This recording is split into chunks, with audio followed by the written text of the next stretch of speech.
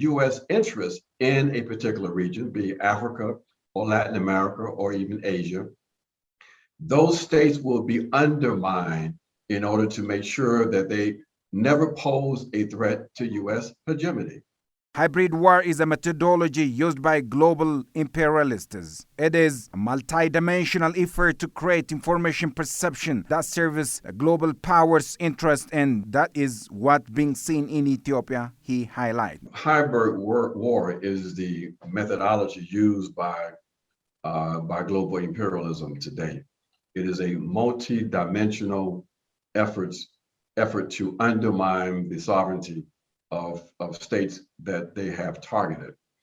A central component of this hybrid war is the information war, the struggle around perceptions. The U.S. government is feeling somber and melancholy upon losing its long-time ally TPLF, said the political analyst. He added, the bond between TPLF and U.S. government is all about common objective. TPLF is an instrument that serves U.S. to balkanize Ethiopia. U.S. policymakers, they care about nothing and no one. They are driven by objective interests.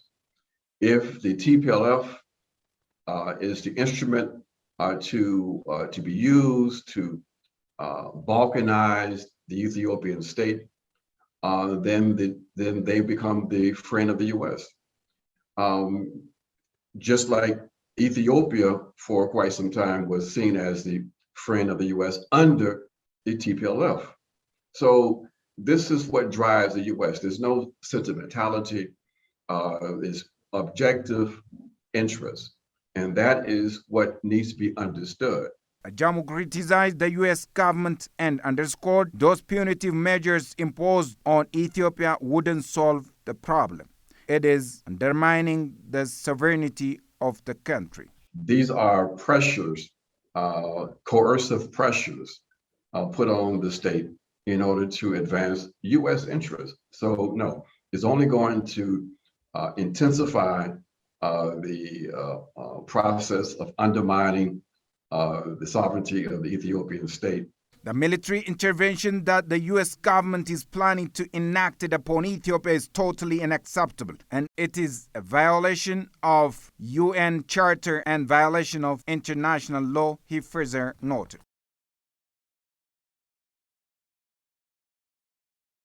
The U.S. government is mongering war against Ethiopia for the sake of maintaining its own global hegemony, said an international political analyst, Ajamu Baraka. Ajamu noted the U.S. government is striving to execute its policy in the Horn region per the directive of its foreign policy. And he added, there is no any other secret behind the simmering propaganda against Ethiopia by the global powers. The contemporary U.S. policy, which is the so-called full-spectrum policy, is a roadmap to attain ultimate global hegemony, he added. The U.S. has been quite clear about its intentions, not only in Africa, but really throughout the world.